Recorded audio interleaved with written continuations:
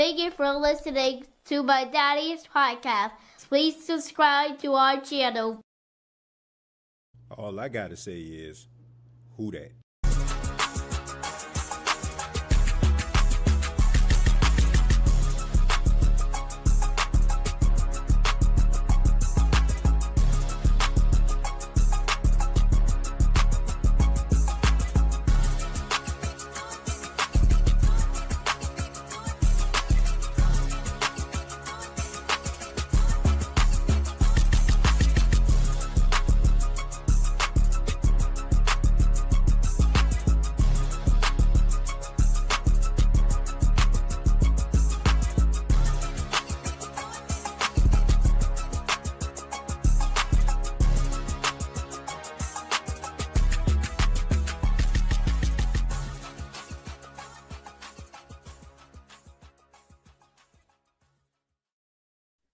Hey, what's going on, Who That Nation?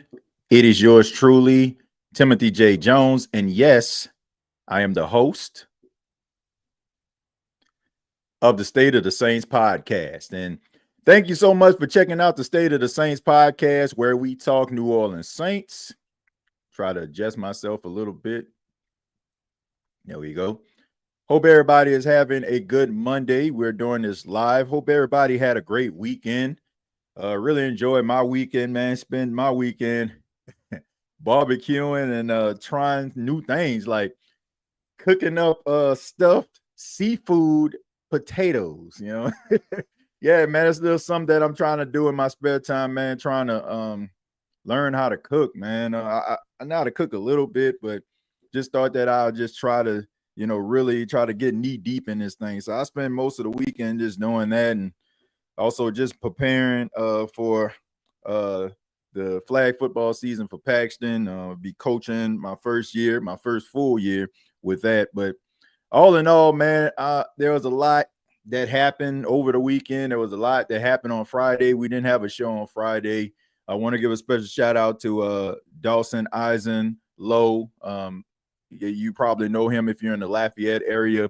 103.7 ESPN, 104.1 in Lake Charles. He's on from, I believe, 1 to 4 every afternoon. He stopped by.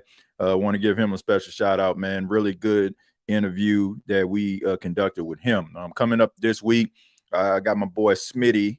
Some of you know him from the NFC South Roundtable. He's a representative of the Atlanta Falcons. We're going to be going around the NFC South and talking with some teams that some representatives that represent those teams, the Carolina Panthers, the Tampa Bay Buccaneers, over the course of the week, just to get us ready for the draft, as well as some more guests that we'll have that I will announce, when it becomes official. Also this Wednesday, Saints Talk with Timothy J. Jones will be, available, of course, 7 p.m. Eastern time on Bleacher Report. And then we'll have a special edition of the State of the Saints podcast, mock draft edition. If you watched last week's show, I encourage members of the Who Dat Nation that will want to take part to do their mock drafts and, give them opportunity to chime in, talk about some of their draft picks and why they decided to select them. So if you're into that, feel free to stop by on Wednesday. I'll do my official mock draft leading up to the NFL draft, which I do every single year, but wanted to do something different. Just wanted to get the Who Dat Nation involved. I'm pretty sure a lot of people have their idea of what they feel like the Saints need, so want to hear from you. But let's go ahead and get into it. Let's talk a little bit about Shedeur Sanders. Over the weekend, a lot of people, talking heads, podcasters, etc., pretty much tackled this topic. It all stems from Pro Day, Colorado Pro Day, in which Shedeur Sanders threw. He didn't throw for the Combine. He didn't throw for the Big 12 Pro Day. This was the first time that you had scouts and coaches be able to take a look at Shedeur Sanders and really decide, is he worth being drafted to their team? Is he as advertised? A lot of scrutiny, a lot of people online, social media, etc., had things to say. I've seen so many different comments about Shedeur Sanders. I'm gonna be honest with you. You know, it's funny to me, you know, that people just don't like this kid for some apparent reason. I just don't get it. You know, some people just refuse to accept the fact that he just may be a talented quarterback. When people talk about Shedeur Sanders, they talk about, oh, he has talent, but he's only where he is because of his daddy. He's a Nepo baby. He's a guy who isn't, you know, worth the hype and all this. And, you know, the talk among Saints fans has been very, very loud because we know that Coach Deion Sanders, the coach of the Colorado Buffaloes, chimed in, you know, and talked, you know, in code, so to speak, about, you know, maybe Shedeur Sanders falling to the New Orleans Saints. You know, I think he used the phrase that he likes the colors, right? I mean, we know that Colorado colors are black and gold and white, and the Saints color is black and gold, and you know, so they have that similarities. But most people took away from that like Deion Sanders would prefer his son to play for the Saints. And as a matter of fact, since that conversation has taken place, if you look at the Vegas odds, the Saints have the best odds to draft Shedeur Sanders at number 9. Once again, the comments have been about should the New Orleans Saints draft Shedeur Sanders at number 9. I'm about to be as real as I possibly can. I've heard so many different takes on this. I'm going to be as honest as I possibly can. And I'm probably going to upset some people when I say this, but I do not care. The people that are talking about Shedeur Sanders and saying that he can't play football, they don't know football. The people that are saying that this guy can't play at the next level don't know football. The people that believe that he is where he is because of his dad don't know football. Because I can make an argument that the only reason why people are going at this man is because of the last name on his jersey. Now, if Shedeur Sanders' name was Shedeur Johnson, everybody and their mama would be talking about how they want Shedeur Johnson. If his name was Shedeur Hughes, everybody would be talking about how they want Shedeur Hughes. The fact is, people look at Deion Sanders, they look at the way that Deion Sanders was as a player, his confidence, his you know, unapologetic, his unapologetic persona, and they hitch that on to Shedeur because he carries himself with the same type of confidence as his dad. He will tell you that he is great. He will tell you that he is the best quarterback. And it's not up to you to decide. And what I mean by that is you're not in barbershop saying Shedeur Sanders is great. You're not talking him into the room. He is talking himself into the room. And it's not customary when we are talking about the draft process. Most people want their quarterbacks to be humble and say all the right things and do all the right things. And when a camera pans next to them, they're in a soup kitchen giving away soup to the homeless and giving the shirt off their back. That is what they want. They don't want their star quarterback to say that he is great. They don't want their star quarterback to say that if you don't pick me, then you're insane. I'm paraphrasing here. They don't want that. Now, they want you to carry yourself like that, like not say it out loud, but everybody has that intent. Like, for example, Patrick Mahomes. Patrick Mahomes, he is the baddest quarterback walking these days, but nobody wants him to walk out here and say, I'm the best quarterback alive. Nobody wants to hear that. Shedeur Sanders is dealing with the Floyd Mayweather complex. Let me elaborate. Floyd Mayweather was a great boxer. He never lost a fight. Floyd Mayweather will tell you how great he was. He will tell you that nobody could beat him. People would pay their hard-earned money just to watch Floyd Mayweather lose. People were not paying $100 to see Floyd Mayweather fight to see how great he was. They were paying because they felt like he had a formidable opponent to watch him lose. Most people that watched the University of Colorado play watched them hoping that they would lose, hoping that Shedeur Sanders would fail. And when he didn't, let's just say, for example, he came away looking like gold, right? Let's look at that game versus Colorado State when they went into double overtime and he threw for over 400 yards. And every time his team was in an adverse situation, he bailed them out. What did people do? They thought about his shortcomings. Well, this game took longer than what it was supposed to be.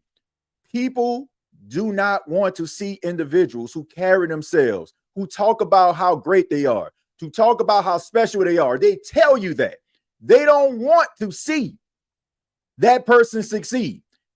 People want to see you do great. They don't want you to do greater than them. People want to see you thriving, but people don't want to see you thriving more than them. People want to see you achieve great things, but they don't want you to tell them how great the thing is that you are achieving. Shedeur Sanders, since he has been on a collegiate level, let's talk. Let me backtrack before I even make this statement. We know that if you are a team that's picking in a top 10, more than likely your team wasn't very good. Now, there are cases where you fleeced another team the year before and that team end up losing, you get their draft pick and you're a playoff team. But in most cases, if you're picking in a top 10, your team is terrible. So you want someone to come in to make your team better, to have them in a position that they weren't in last year. When the Commanders drafted Jaden Daniels, they drafted Jaden Daniels for him to do exactly what he did last season. Now, what he did, I'm pretty sure, exceeded even their expectations, but he showed the entire Washington fan base, the Commander fan base, that the future is bright. Shedeur Sanders is telling you and has shown you at Jackson State University, my alma mater, where they only won 4 games the year before he came. And after that, he went 23-3 at Jackson State University, never losing a game in SWAC competition. The only games that he lost were games that were out of conference and championships. Then he went to Colorado, who only won 1 game before he and Deion Sanders got to the team. They won 4 games the first year, and he won 9 games the next year. Everything that he has done and everything he is showing you shows you that anywhere that he goes, he makes it better. He also has went through adverse times when you look at the lack of running game, lack of offensive line. Now, the only reason why we're even having this conversation once again is because this man is telling you how great he is. He's telling you that he is a special player. He's telling you that your organization is going to be better because he's there. What's the problem? Is it the fact that he said it? So if he didn't say it at all, then would we be clamoring for him to come to our football team? Probably so. But like I said, most of the people that have these takes on Shedeur Sanders don't watch him. They just basically just watch Monday Morning Quarterback and they watch all these people that speak against him. And like I said, he doesn't do it the traditional way, so you fall in line. But there's no way on the face of God's green earth that a person will watch this dude play and think that he does not have the capabilities of being a special quarterback, to being a franchise quarterback pinned in the right situation. And here's another thing for all them Saints fans out here that's acting like they holier than thou. Drew Brees ain't walking through that door no time soon. See, some of you have that Drew Brees complex. You still acting as if you're the baddest chick in the room because Drew Brees made you feel that way. But if you look around who that nation, for those that are not thinking logically, the Saints have issues at quarterback. They have a quarterback as of right now in Derek Carr that you are not going to win because of. And we know that. But we sit up here acting as if we got standards or something. The Saints aren't looked at as one of the most respected teams in the league like they once did. Now, some of you may feel that way because it wasn't that far removed from Drew Brees being the Saints quarterback, but people ain't checking for the Saints like they once did. That's a fact. Saints, the New Orleans Saints aren't on the lips of prognosticators. The Saints aren't being looked at as a playoff team. And you have to face reality. The reality is the Saints have not had a quarterback picked in the first round in 50 years. And there's another thing. How many times do you Saints fans have to look at the New Orleans Saints being linked to a quarterback? The Saints pass on said quarterback, and we're having these conversations. Back in 2017, everybody heard the reports that Sean Payton was high on Patrick Mahomes. Kansas City jumps in front of the Saints. They get the 10th pick. They draft Mahomes. The rest is history. He's the greatest quarterback right now. 2018, they had an opportunity to get Lamar Jackson. Instead, they get Marcus Davenport. Lamar Jackson goes on to be a two-time league MVP. The Saints still don't have a succession plan. In 2020, the New Orleans Saints were linked to Jordan Love, the Utah State quarterback that everybody was talking about. Big arm, endless possibilities. Everybody thought the Saints may draft Jordan Love. Instead, they get Cesar Ruiz. The Green Bay Packers get Jordan Love. After Aaron Rodgers retired, he goes and leads the Green Bay Packers to back-to-back playoff appearances. You can even say Jalen Hurts. You had an opportunity to get Jalen Hurts in the second round, and you didn't do it. How many times do you all have to see and have these conversations and have these barbershop talks and talk about, oh, this guy, I don't even think he's going to be that good. I don't even think he's going to be that special. And all of a sudden, a team drafts that guy, and that team becomes prosperous because of that player's existence.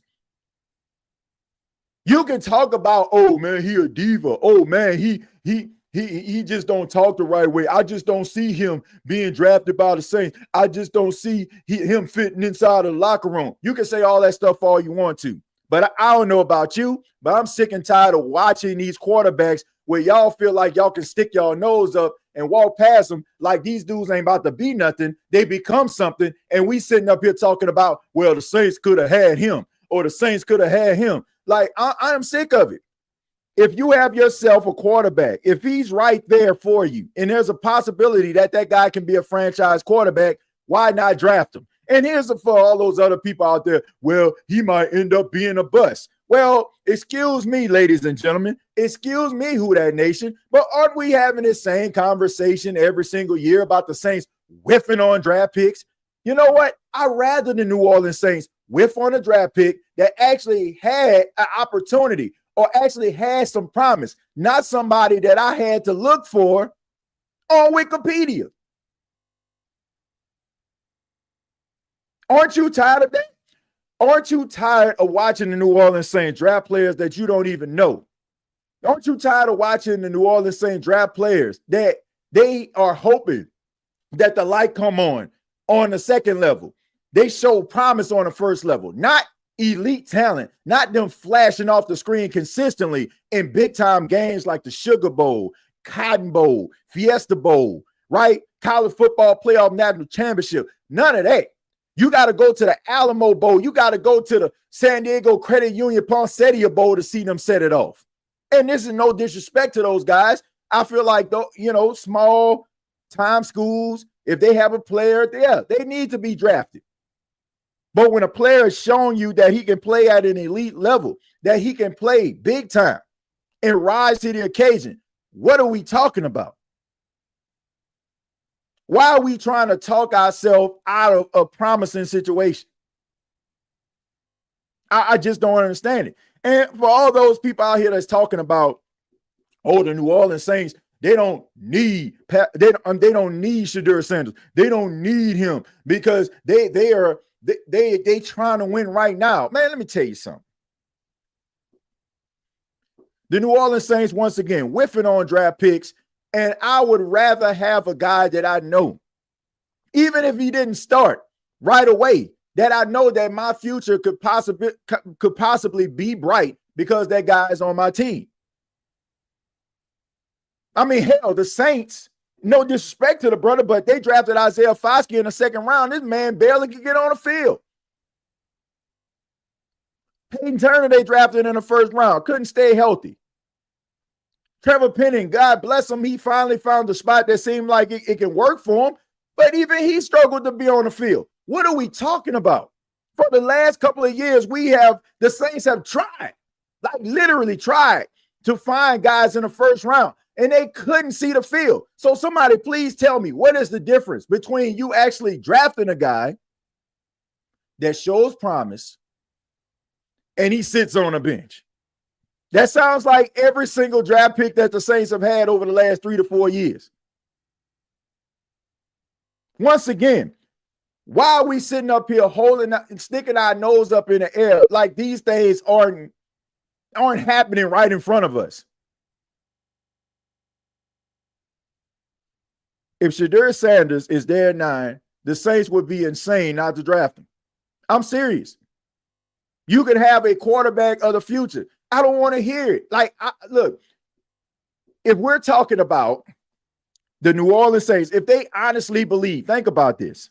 For those that are talking about, well, the Saints are trying to win now. If you honestly believe that you are going to win something, you're going to win more games than you did last year, then you being at number 9 is not a possibility for next year.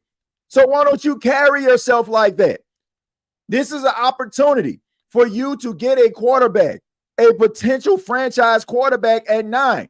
If you have that much confidence in Kellen Moore, if you have that type of confidence in the team that you're building in 2025, then you're not going to be there at 9 next year. And this is what I want some of you people to understand. If you believe that the Saints are going to draft a player and that player is going to be better than what you can get from Shedeur Sanders, and that you add that player to the team and the Saints still end up winning more games than they did last year, guess what? Now you're going to need a quarterback because we know that the situation between the Saints and Derek Carr is strained. So what are we doing here? You picking in 14 and 15 next year in 2026? You're not going to get a quarterback with the 15 or 16 pick in the draft. If that quarterback has done anything, if he's highly touted, he's going to be going in the first 5 picks. I want y'all to understand, if the New Orleans Saints are looking at themselves as contenders, even though some of us don't feel that way, then they have to believe they're not going to be in this position. So if you're not going to be in this position again, why are you not picking a quarterback? I'm just saying, why are you not picking? You're not going to have that opportunity again. At least you feel that way. Unless you believe deep down inside that you're going to be trash regardless, which I don't feel like they think that way, because I don't think those players in the locker room think that way. And I don't think they're going to go out there with the belief that they're going to be trash. So that's all I'm saying. We need to get our priorities in check here, man. Seriously. Like, what do we honestly think? If you, like, let's just say, and look, I'm not against this. Let's just say if they get Shedeur McMillan, right? They get Shedeur McMillan. Shedeur McMillan ends up, being a really good wide receiver. Yeah, everybody be happy about that, right? Let's just say that he does help the New Orleans Saints possibly win a division, get a wild card spot. Then, once again, the Saints are picking 17, 18. It still don't defeat the fact that in 2026, you have a situation on your hand. Are you going to re-sign Derek Carr again for another 2 to 3 years? I doubt it. So what are you going to do then? I mean, I have nothing against Spencer Rattler at all, but Spencer Rattler is not Kellen Moore's guy. He's just not. You can want all you want to for him to work out, but he's not Kellen Moore's guy. And it is well within the rights. If we're judging Kellen Moore based on him as a head coach leading the Saints and how the team looks, it's only right for him to be able to select the guy that he wants. Now, if he ends up falling in love with Spencer Rattler from year 1 to year 2, light comes on, he ends up becoming an absolute beast, then hey, that look, all you know what I'm saying, like all of these thoughts and views out the window, but you got to believe. You got to believe that the Saints aren't looking at him like that. They just not. I think that the guy has a lot of promise. I think that he can be a really good quarterback in the league.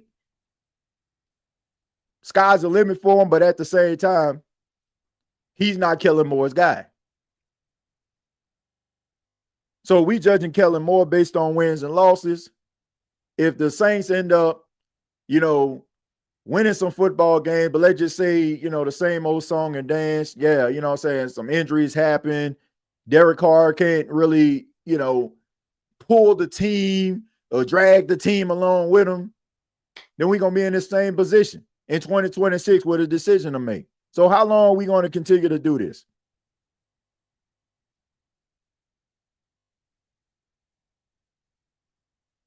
I don't care if he's sitting on the bench. I don't care. I don't care if dude's sitting on the bench. At least you know that the future is on your bench. I don't get what people I don't get what people don't understand about this. If we sitting up here like if we sitting up here thinking that the New Orleans Saints, are going to be a better football team, most of us getting mad and talk about, oh man, they ain't gonna be better than 5.5 wins. If they're gonna be better than 5.5 wins, guess what? They're not gonna be picking in the top 10. So that's just food for thought for y'all. Let me go ahead and read some of these comments, man. TJ, everything you're saying about Shedeur Sanders tell me one thing: we're not drafting him. Yeah, I know. Look, if you're asking, look, Jerry, I'm gonna say it like this: if you're asking me, based on the Saints, are they going, based on their track record, are they going to draft Shedeur Sanders? Absolutely not. First off, the personality that he has is not what the Saints are looking for. They're just not. You know what I'm saying? Like, the Saints will look past the talent level if they feel like this person's personality is not going to be able to, coexist in a locker room. They'll just look right past him. I mean, we've seen the same, to me, and this is really honestly how I feel. If the New Orleans Saints, let's just say, for example, they didn't make the trade with Philadelphia. Y'all know that Philadelphia trade that they got the pick, I want to say the 11th pick, and they drafted Chris Olave. Let's just say, for example, they didn't do that. The Saints went 7-10. They had the 10th pick in the draft. Jalen Carter, coming off a national championship season with Georgia, but end up getting into some trouble. Some of you already know, he was, racing with his teammate and coach, was in the other car. They end up losing their lives. May those brothers rest in peace. But, it was a lot of controversy surrounding Jalen Carter. He fell to Philly at number 10. That was the Saints draft pick. Do you honestly feel that the New Orleans Saints would have drafted Jalen Carter? I don't. Now we look at Jalen Carter now. He, since Aaron Donald has retired, he looks like the most dominant interior lineman in football. But I don't see the New Orleans Saints drafting that dude because of what happened. His personality, I'm talking Shedeur Sanders, I think the Saints will look at that and be like, nah, we'll pass. And then we'll be yet again watching another team draft him, and dude end up helping a team win, and we start having these conversations, and then we're going to have a chat full of people talking about, man, why we didn't draft Shedeur Sanders?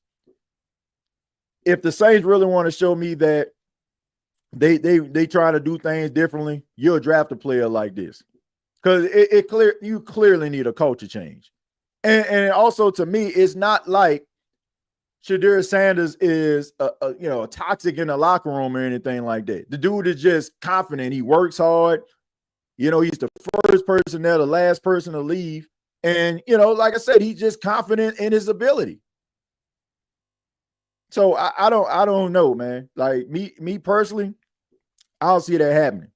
Now, if it was me, knowing that if you're trying to get better in 2026 and you're not going to be in this position again, and you have a top-rated quarterback prospect, and he's right there, I'm not saying he's going to be there. Who knows? A team might jump up and grab him or something. I don't know.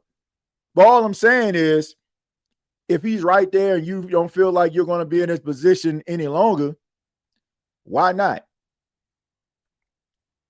But yeah, if I'm a betting man, I highly doubt if the Saints going to draft.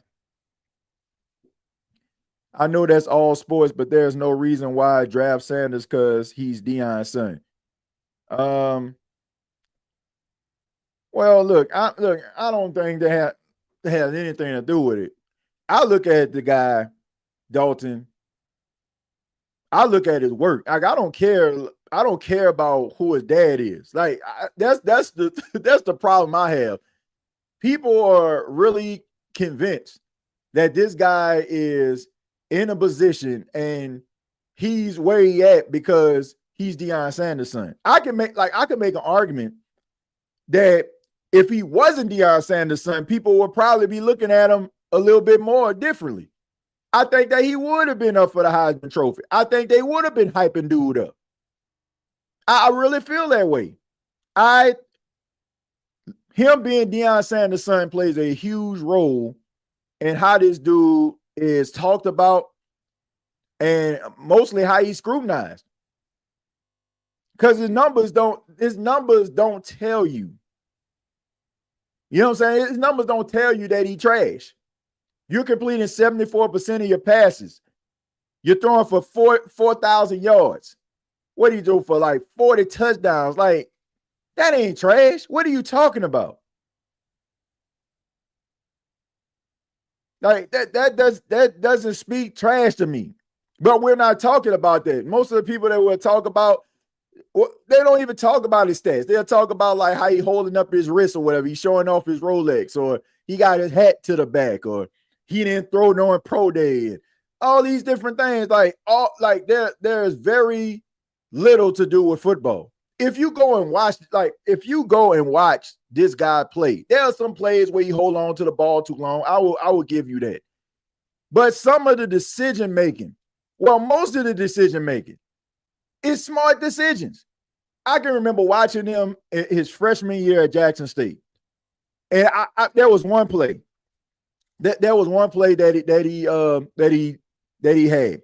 He was rolling to his right, and he was telling like a player to come back to him, right? Like, most of the time when you're looking at freshmen, they just trying to focus on, okay, throw it to number 13. This man reading through his progressions, telling a player to come back when a play breaks down in order for him to catch the ball. Or, he's basically dude is like jesting and understanding plays and concepts like that young. Man, go back and watch some of the decisions that this guy has made in certain situations. And here's the one I like the most. Well, he got sacked 42 times, man. He got sacked 42 times, man. That just ain't good. He averaged about 9-yard average. He just be dinking and dunking. Now think about this. You basically solved your own problem. If this man getting sacked 40 plus times, more sacks than most quarterbacks do, why would he hold on to the ball for 5 and 7 step drops? Would you hold on to the ball for 5 to 7 step drop when you know that you about to get on your behind? Of course, you're going to be checking it down because your offensive line is not good. How can you hold him accountable? If anything, we need to be holding Deion Sanders accountable. Because you would think that, man, my son needs some time, man. I don't want to get him killed. I need to get on this road and start recruiting some big-time offensive linemen. That's on him. But when you don't have time to throw the football, what are you supposed to do? Who's doing 5 and 7 step drops when you don't have no offensive line? Of course, your yard average is going to look bad because you don't have time. You don't have time for deep passes down the field. That don't mean you can't do them. But I digress, man. I digress. You want to know why they really don't want him? It has nothing to do with football or his dad. Oh yeah. I mean, you have people. I'm not gonna say everybody. I'm not gonna say everybody because I see some people of my complexion bad mouthing this dude. I don't think a lot of people feel that way, but yeah, you got some people that probably take that into consideration. But like I said, some people, they want Drew Brees. They like Drew Brees. They want the politicking. They want the handshaking. They want the baby kissing. They want the soup kitchen. They want the rescuing from a tree. Look, man, I don't care. I do not care. Seriously, as long as you ain't doing nothing to hurt anybody, like cause them any physical harm or get you incarcerated, I'm okay. Like most of the players that we admire, aren't the nicest people in the world. Like, it's just the truth. They're just not. Those guys are just wired differently, man. Like, you see them in person and be like, man, get out of my face. Like, I don't care about any of that stuff, man. Like, can you win a football game? When a game is on the line, can you drive down the field for a touchdown or a field goal? Can you do that? Like, we want this perfect imagery of a quarterback. Everybody's not perfect. That's the reason why we are dealing and going through the motions right now, because no quarterback that has come after number 9 doesn't look like him. Some of us, that's all we know. That's all we have known throughout our entire teenage and adult life, was the way that Drew Brees played football. So any other quarterback that comes after him has to look like him, has to sound like him, has to answer questions like him, has to make decisions like him. Everybody's not him.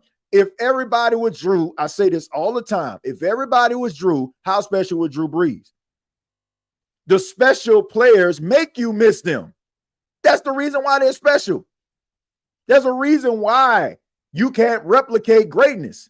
If you can replicate it, is it really great? Or is it just a moment in time that we just have psyched ourselves up to believe that it's the greatest thing ever? Drew Brees is the greatest quarterback in New Orleans Saints history. That is not even a debate. But he also has made a lot of people's judgment on quarterbacks skewed. Like, everybody's not going to be him. Everybody's not going to carry themselves like that. That is why I'm saying what matters is, can you win? Can you galvanize this fan base? Can you put the Saints where they have been over the last 15 to nearly 20 years, which is in playoff contention, winning a division, and possibly taking a shot at the Super Bowl?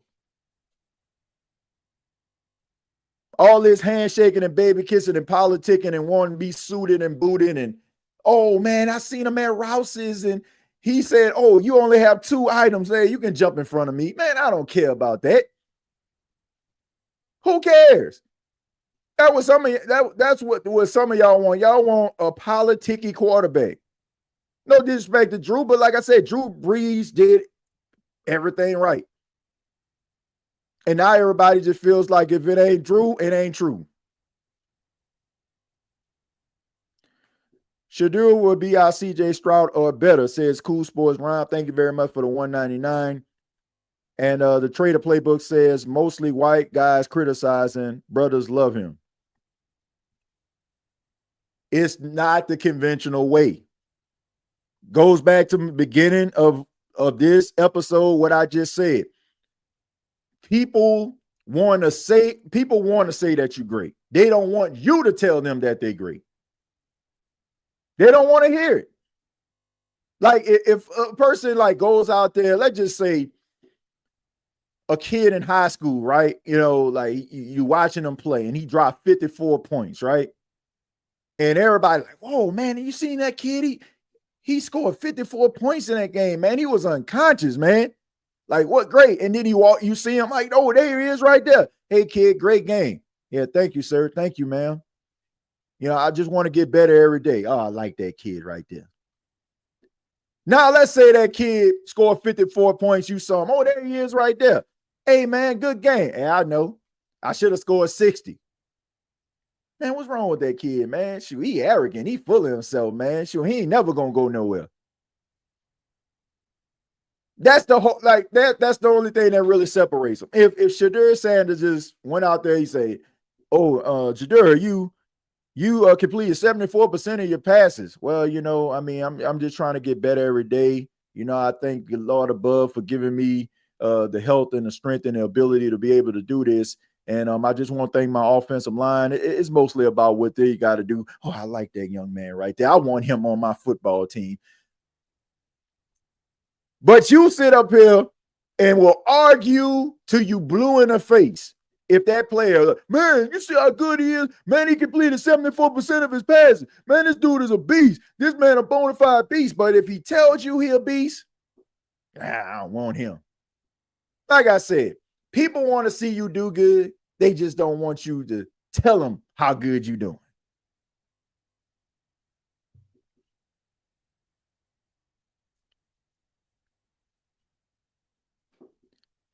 I don't buy that black quarterbacks are no longer rare in the league. No, they're not rare in the league. But that don't mean that a lot of people don't have their perception of them. And like I said, it's not everybody.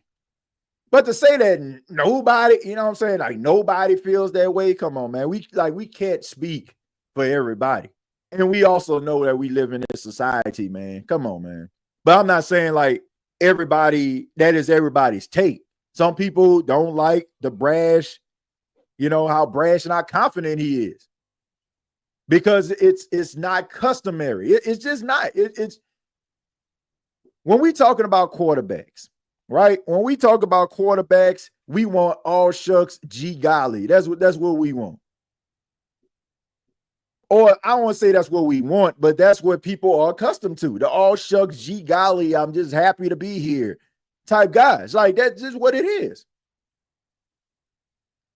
If he's talking with a level of like, think about this. Think about how many wide receivers have talked the way that we have heard Shedeur Sanders talk. Oh man, this dude can't guard me, man. I knew it from the jump, man. He was talking all that noise on social media, man. I had to go ahead and put 130 on him and have 10 catches and 2 tuds. Oh man, it's my boy right there. Man, he a dog, man. He a dog. I told y'all he a dog. Quarterback do it? Nah, man, we don't want that. Like I said, it's just not customary. Gee golly, gee whiz. Oh, shucks, man. I mean, oh man, I just got to give it up to my teammates. That's what people want. And that man don't carry himself like that. So all of a sudden, that's a problem. We like sometimes it's hard for us to deal with change. But this is the modern day football that we're in right now. Like you got NIL deals, and excuse my French, but these players don't have to kiss ass of the organizations like they used to. I'm sorry, but that's the only way I can put it. They don't have to. These dudes come into the league rich, so they ain't got to sit up here and play the game. They just don't. They can do it if they choose to do so, but they don't have to. They don't have to do that. Dudes don't have to be sitting up here, man, subjecting themselves to the nonsense and hearing all these different stories like Dez Bryant when he was drafted, asking him a question about his mom and stuff like that, all them personal questions. And this man have to sit up there and grin and bear because if he speaks out or barks back, oh, he's defiant. Oh, I don't know if he wants like, and then all of a sudden here come narratives around him. Oh, he's not a team player, costing this man millions upon millions of dollars. See, that is what some of these cats want. Because now it used to be, oh, can I have a few minutes of your time?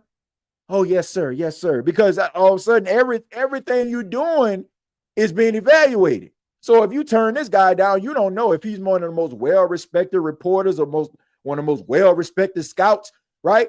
He pulls you to the side, be like, excuse me, can I get a few minutes of your time? And, if you say no, then all of a sudden, man, I tried to pull him aside. He acted like he was too good to talk to me. Now it's like, okay, you want to talk to me? Nah, right now, sir. I have to go over here. Now all of a sudden you mad and there's nothing you can do about it. Because now what you going to do? Oh, you cost this man some money, but he already got money coming into the league. And probably if he's good, he probably made more money at the collegiate level than he would starting out going into the pros. See, that's the biggest issue right there. It's control.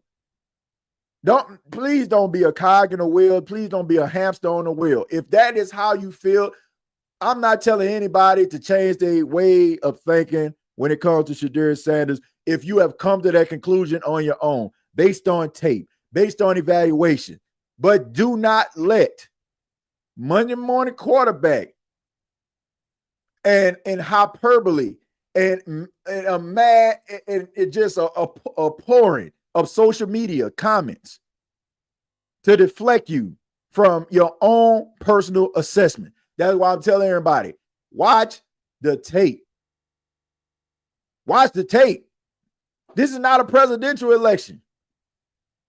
Well, let me rephrase that. This is not a presidential election from 20 years ago when you got to say all the right things and do all the right things. This is not it. And that's what we're looking for, man. Man, miss me with that, bro. Y'all got to be able to see through some of this stuff, man.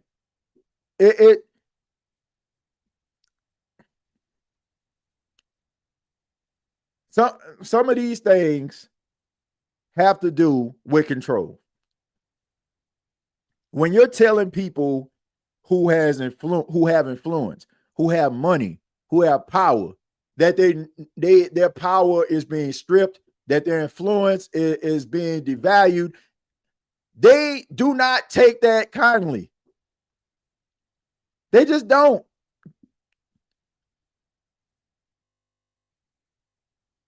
They don't, man. They don't. People want control. People want power. And if they've been in that position, they want to maintain that. These dudes ain't quick to just pull up to them and be like, yes, sir. The landscape of college football, college sports has changed with the power of the NIL. Since NIL has come in, these dudes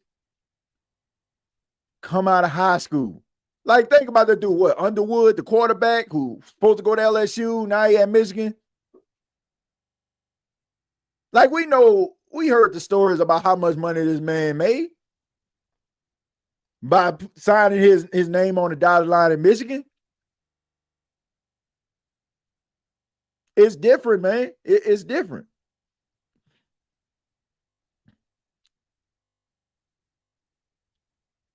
Shedeur and Saints fans are a match made in heaven. And that's true. Like, him being unapologetically himself, we all know that Saints fans are unapologetically themselves. They will tell you how they feel.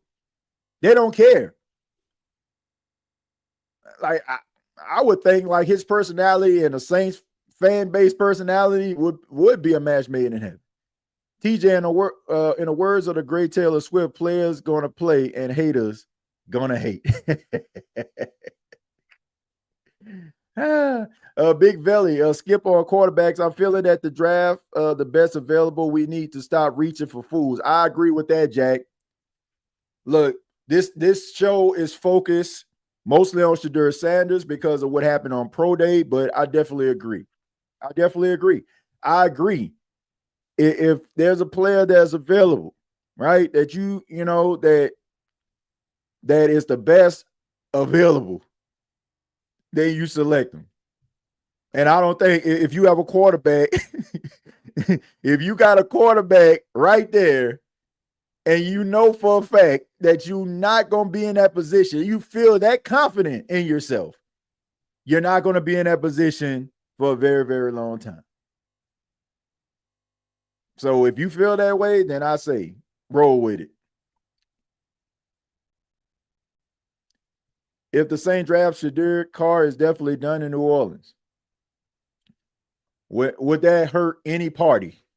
And by party, I mean, would that hurt the Derek Carr party or the Saints fan base party? I don't think so.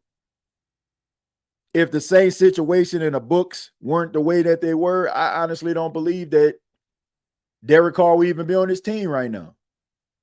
Derek Carr restructure was just a means to an end. It's not like, oh man, the Saints just want him so bad and they just want to show that, that they, committed to him and all that kind of, nah, bro. We know what it was. That's the reason why they put that in his contract. That they had the power to restructure without him giving a green light.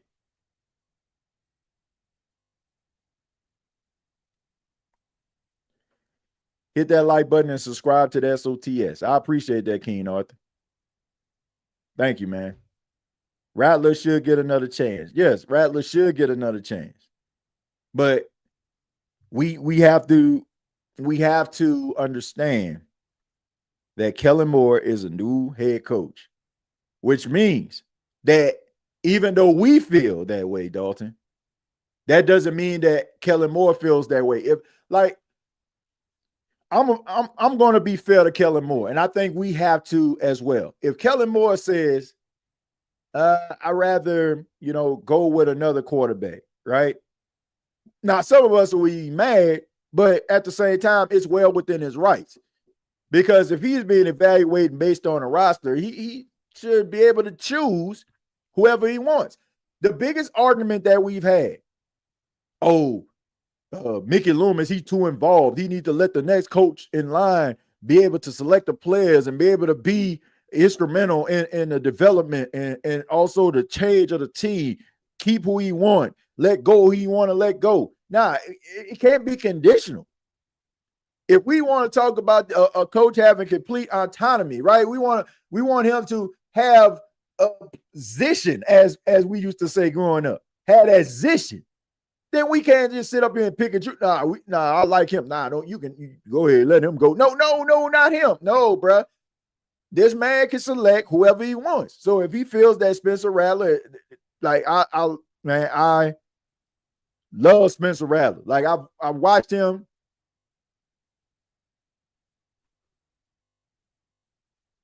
I watched him at South Carolina, right? I watched him at South Carolina. I watched him, at Oklahoma, man. I mean, I'm rooting for the dude. But at the same time, I understand that he was a Dennis Allen pick. He was a part of the Dennis Allen regime. So, regardless of what we may feel about Spencer Rattler, that don't mean that Kellen Moore feels that way. And even though I believe in Spencer Rattler, I still feel that you need to bring in another quarterback to be able to compete. If Spencer Rattler beats him out, then hey, that's a hell of a conversation, right? I mean, we've seen this before. We've seen it with Matt Flynn. You remember Matt Flynn? Matt Flynn, LSU Tiger, great, goes to Green Bay, puts up them 6 touchdowns, gets signed by the Seattle Seahawks, right? Seattle was like, okay, Matt Flynn's our guy. Paid him that nice little contract, but in comes this guy, it was like 3rd round, named Russell Wilson. They competed, Russell Wilson beat him out, and the rest is history.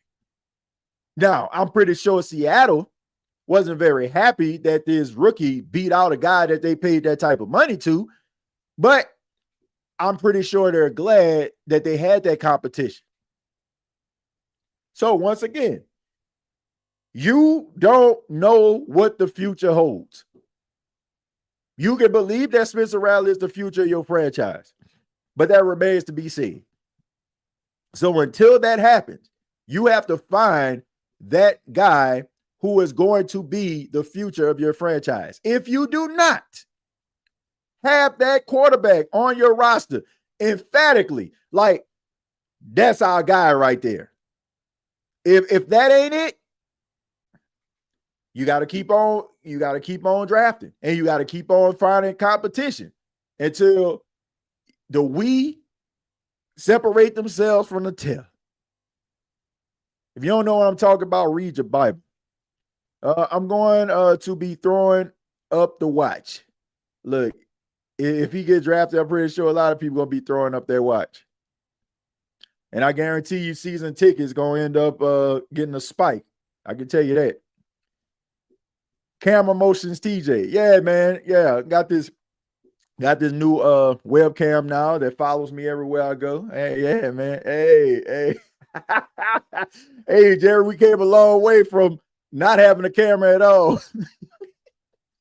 Came a long way, man. Man, God is good, man.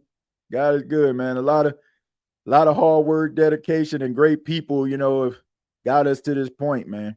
Rattler is not Moore's guy. We are not promised to be in this position to pick a quarterback again anytime soon. That's my whole argument. That's my whole argument. Like, people just automatically just believe. Like, this is what we believe in. And my wife tried to FaceTime me. I'm sorry, baby, watching it right now. I'm on live. But anyway,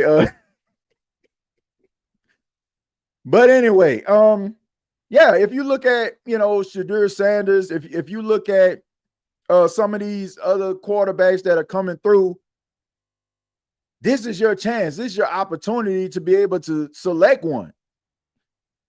Now, some Saints fans out there probably feel, oh, man, we're going to be garbage anyway, so why draft a quarterback? The Saints aren't looking at it that way. They're not. They're not looking at the team that way. They're looking at it like, man, we got a chance. Mickey Loomis believes this, like, it doesn't matter what we think. He believes that injuries played a role, and I do feel that way. Like, I don't know if the Saints would have made the playoffs, but they would have won more than 5 games. I think we all can agree to that. They would have won 5 games. They would have won more than 5 games. He feels that way. So if you're going to win 6, 7, or even 8 games, you're not picking. You're not, like, even I want y'all to understand this also. The Saints being 5-12 and having a number 9 pick, that's unconventional.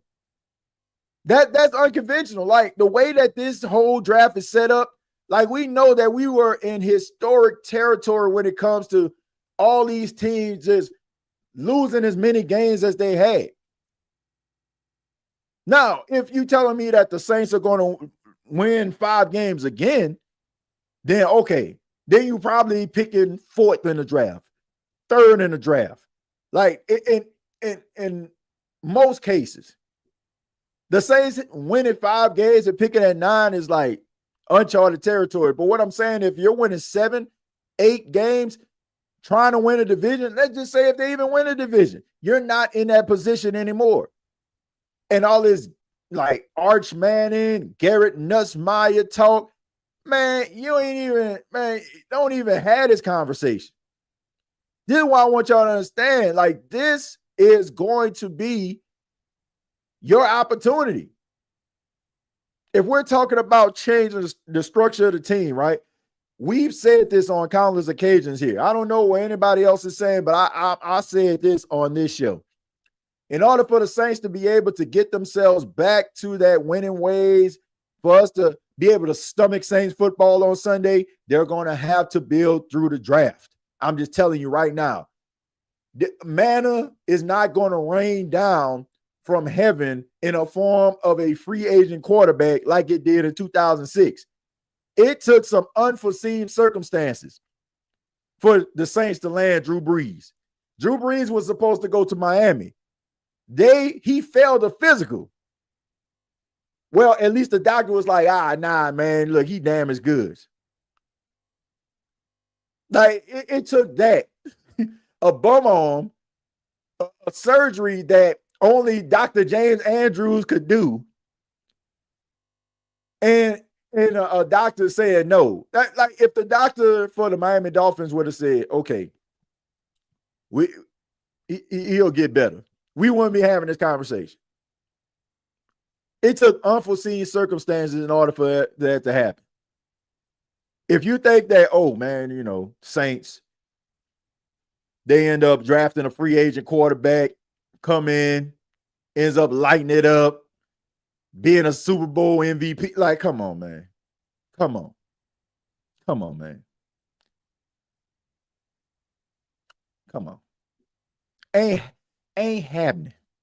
It's not happening, folks. It is not happening. Like, the best way for you to be able to build your team is through the draft. Developing players. Having these guys play on rookie deals. Showing flashes right away. All the while, as guys like Alontae Taylor and Kool-Aid McKinstry start to get up there in age, you start to pay them. All the while, you still got some guys on rookie deals. That is what is up. That is what you need to do. You got to strike while the iron is hot.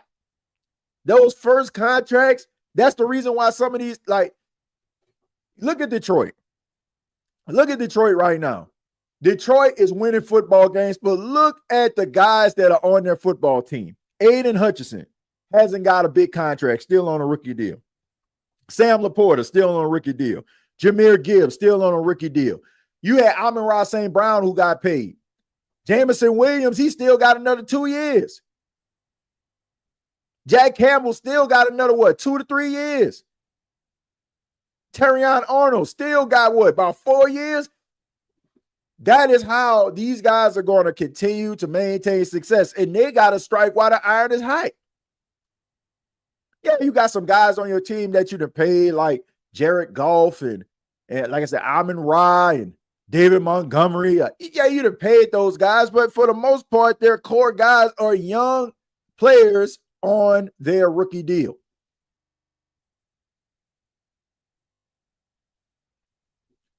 Telling y'all, man, that is how you're going to be able to get yourself out of this situation. It's going to have to be through the draft.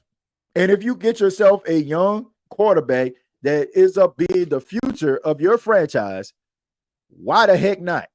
Why the heck not try to go out here and build a team? At least you know, okay, if things don't work out for Derek Carr in 2025, you end up getting rid of him in 2026. At least you know you have a quarterback on a rookie deal that you can build a team around.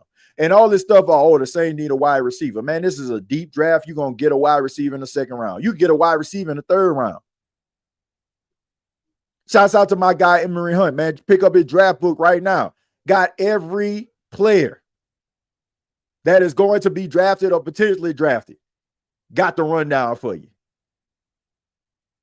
I mean, it's endless. It's absolutely endless. So all like that, I don't know, man. Saints been whipping on draft picks over the last couple of years. I don't understand like why this year all of a sudden like everybody, oh man, like at least you getting a guy that is a top 3, top 4 prospect in this year's draft. It makes sense. If he ends up not panning out, guess what?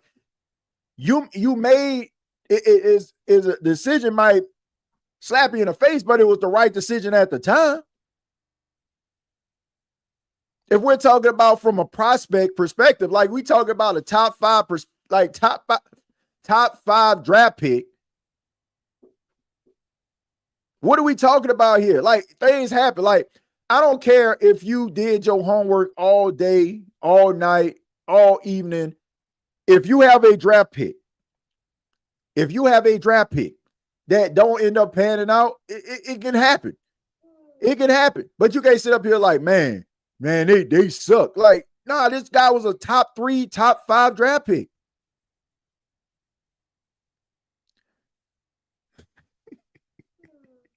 What's wrong? I don't feel so. Okay. That about the end of the show, okay? All right. That about the end of the show. Says Spencer threatened to pour baby powder in a bag. I just want TJ Jones as my podcast assistant dude. I appreciate that. And I appreciate each and every one of you, man. But yeah, let's see. Says Miro is the same as Lamar at this point of their football lives. I mean, could be. Could be. I mean, I don't know. We talking about the best available. I'm thinking about the future. I think that's the biggest issue that the Saints are facing. We talking about the now when we need to be talking about the future. We're talking about sustainable success. That's what I'm on. I'm on sustainable success. I mean, you can stop the bleeding. But if you don't patch this thing up, if you don't sew this thing up, guess what? You still gonna end up bleeding out. You know what I'm saying? Like you pat, like, oh, I put a Band-Aid on it. Yeah, you probably stop the bleeding momentarily. So what I mean by that is, yeah, you can get some players and yeah, you win some football games and Saint fans will be like, yeah, man, we doing it, man. We doing it out here. We do the bits and boogie. But what's gonna happen in 2026? What's going to happen then? Like, we're talking about continual success. That is what you need to set yourself up for. When you look at teams like Philly, when you look at teams like Baltimore, when you look at teams like Green Bay, they set themselves up for continual success. There's only one team that's going to be happy at the end of the year. But you want your fan base to believe that they have a chance. I think about when I first started this podcast in 2018, how Saints fans just went into the season believing like, man, okay, man, we about to win it all. And believed it. It wasn't like, oh, they were just delusional. Like, you really felt that way. Everybody really felt that way because it was a possibility. Now it's like, okay, we got a chance. If you saying that now, it's like, okay, man, you just a really optimistic Saints fan. We're talking about continual success. I'm not talking about putting a Band-Aid on a gunshot wound and applying pressure until we get to the hospital here. Like, no. We need to sew this thing up. And if you got a quarterback in waiting, if you don't feel like, once again, you are going to be picking in this position next season because you think that you got everything in hand, how about getting a guy who completed 74% of his passes? How about a guy who won 23 games and lost 3 in his first 2 years in college? How about a guy who took a struggling collegiate program that only won 1 game, won 4 the next year and 9 the next? How about a guy with a really good touchdown to interception ratio? How about it? Like, how about that? How about that? But I want to say thank you for checking out the State of the Saints podcast. I really do appreciate it. Much love to you. Let me read a few more, and then we're going to get up out of here. So I agree, Shedeur Sanders is the most pro-ready quarterback in the draft, and there's no guarantee that we will be in any position to select any quarterback prospect next year. If you feel that confident you're not going to be in that position, then act like it. We can't act like it some ways and then renege on it the next. Like, no, it's rather you believe it or you don't and carry yourself like it. I just don't want to put that much pressure on a rookie to be a number one. He wouldn't have any pressure. He wouldn't have any pressure. And then on top of that, if you do put that type of pressure on him, I feel like he'll rise to the occasion. I don't feel like you have more pressure on you than being one of the most polarizing athletes in history, son. Like, I don't know. But I don't think anybody be looking at him like that. Like, look, bro, what are we doing? Like, what are we trying to salvage a relationship with Derek Carr like that? Man, come on. Derek Carr don't want to be with the Saints like that. And Saints fans don't want Derek Carr to be with the team. The Saints are basically just setting themselves up for the future, just like every other team has done. And what makes Derek Carr any different? You think Aaron Rodgers didn't felt comfortable when Jordan Love was drafted? Hell, you think Brett Favre was comfortable when Aaron Rodgers was drafted? It doesn't matter, man. Like, what do we like? I don't care about protecting people's feelings if we're talking about business. If I can put myself in a position to win football games, people got to put their pride to the side, man. They got to put their ego to the side. Like, it's about winning at the end of the day. And if you're a team player, you know that every football player has a shelf life. Nobody like you really honestly feel like that a player who has been a pillar of a football team, been at that position for X amount of years, and then all of a sudden he's watching the NFL draft and he sees a player that is drafted by his team that plays the same position as him. You think he want to see that? But no, he doesn't want to see it. But that is a person that has to come to grips with. I mean, every football player has a shelf life.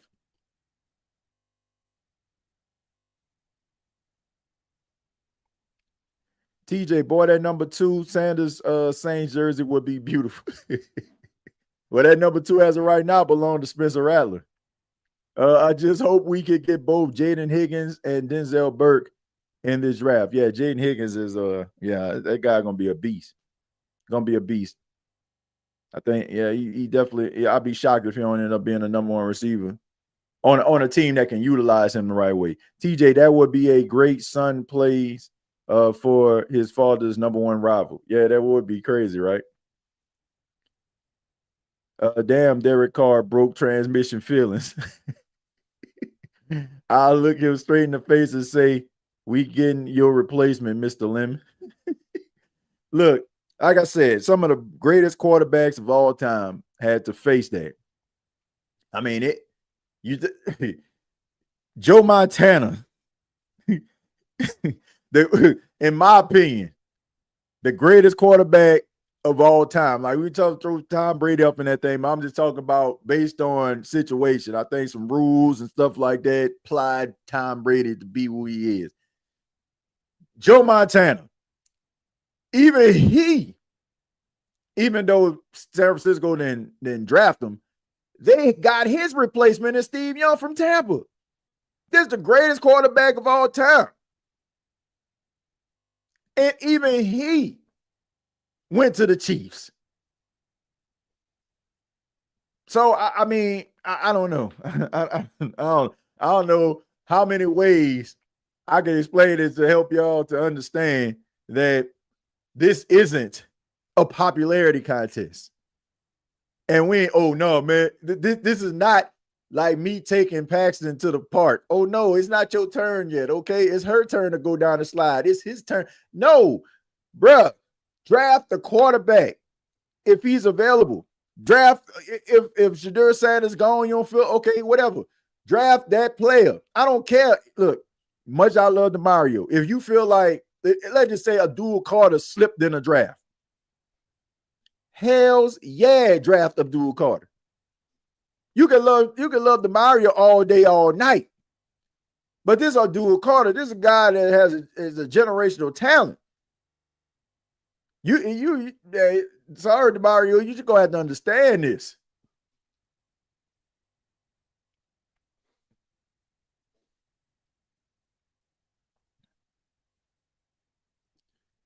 Don't sleep on Trey Harris. Oh, no, I'm not sleep on him either. Out of Ole Miss, great player. I got a tow truck for Derek Carr. Let's not forget we need to address the linebacker position. If Sanders falls, grab him, but we need a linebacker. Draft a Luke Carolina type to be exact sideline to sidelines. We can play chess with a quarterback. Yeah, I agree. You definitely need a linebacker. But like I said, I mean, that's why I use the example. If somebody like Abdul Carter falls, all right, I mean, even though that's highly unlikely, but all I'm saying is, look, I'm sorry, Bart, you just gonna have to understand, man. You're gonna have to understand, man. You 35 years old here, and you know you one of the greats, but what's gonna happen when DeMario is no longer on the team? You know, like that's how we gotta roll. Like, some of us looking at this quarterback position, like, oh man, he's sitting on the bench waiting. He waiting. But what is he waiting for? He's not waiting to be the backup. He's waiting to be the starter.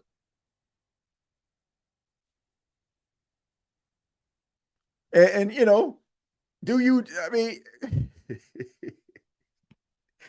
do you always drive your special car? No pun intended. right? You know what I'm saying? You might have a car that's that's good on gas, might ride, but you got your Premier in a garage. But guess what? I'm gonna pull out that Premier every now and then to show you what I'm working with. And then when this one, don't give me what I want, guess what? I'm riding around town. Y'all see what I'm about. Y'all see what I'm on. So I don't care, man. Quarterback and waiting. Who cares if you have a quarterback in waiting if you know that quarterback has the potential to be your franchise guy? Patrick Mahomes didn't start. Jordan Love didn't start. Like, come on, man. Like, oh, man, we need to worry about the depth chart. Like, come on, man. Come on. And if all those folks out there that's talking about, oh, he has a possibility that, he ain't going to play. What indication or what have you saw from Derek Carr that makes you believe that there's not a chance that Derek Carr is going to miss some time? I'm not going wood when I say that, but I don't want to see that man get hurt, but come on, man. If history has shown us anything, he's susceptible to being hurt. And last year, he missed some time. Spencer Rattler played in a lot of football games last season. So why are we not taking that into consideration as well?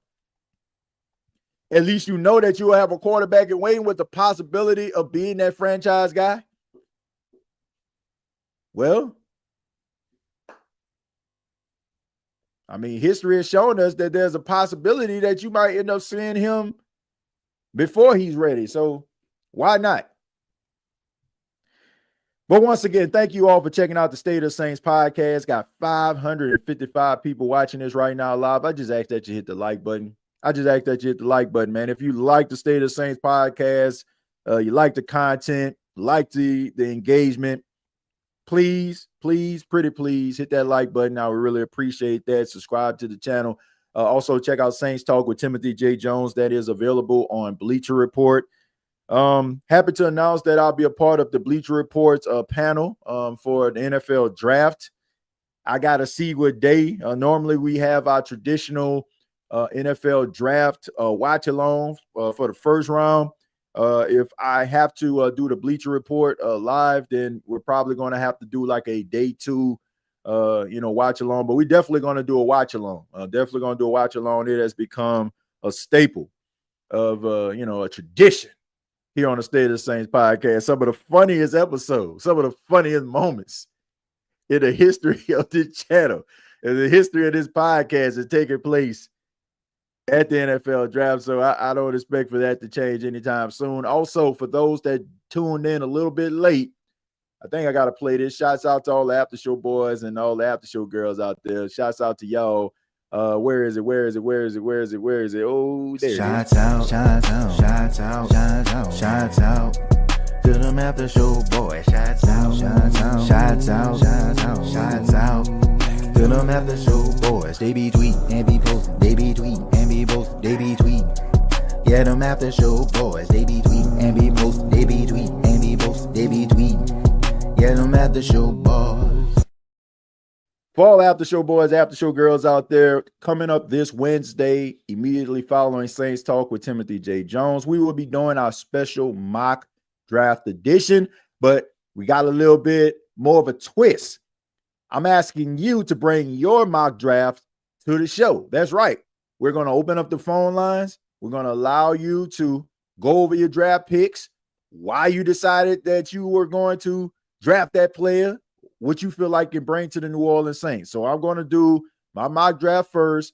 Then I'm going to open up the phone lines, allow you to be able to expound on your mock draft. So make sure that you bring those mock drafts this Wednesday night, immediately following Saints Talk with Timothy J. Jones. That's going to kick off probably around 8 p.m., 8:15 p.m. So make sure that you come on by, bring your mock drafts with you. Also Thursday, my guy Smitty, a part of the NFC South Roundtable with me. We do that during the football season. He is the representative for the Atlanta Falcons. over the next couple of weeks. We're going to be going around the NFC South. Try to get my guy James, who covers the Tampa Bay Buccaneers, and my guy Clay, who covers the Carolina Panthers, to come on the show as well, just to talk to us a little bit about our NFC South foes and what they feel is going to help their team be able to be in contention for the NFC South. And also a couple more guests that I'm trying to line up. I'll keep you up to date on the guests that we're going to bring on to the show. A few, we just got to work out some times and days, but I'll make sure I keep you posted on that. I really do appreciate it. Much love to each and every one of you. This has been the State of the Saints podcast. Follow yours truly on X at TJAYJones8. And until next time, all I got to say is, who that? Thank you for listening to my daddy's podcast. Please subscribe to our channel. All I got to say is, who that?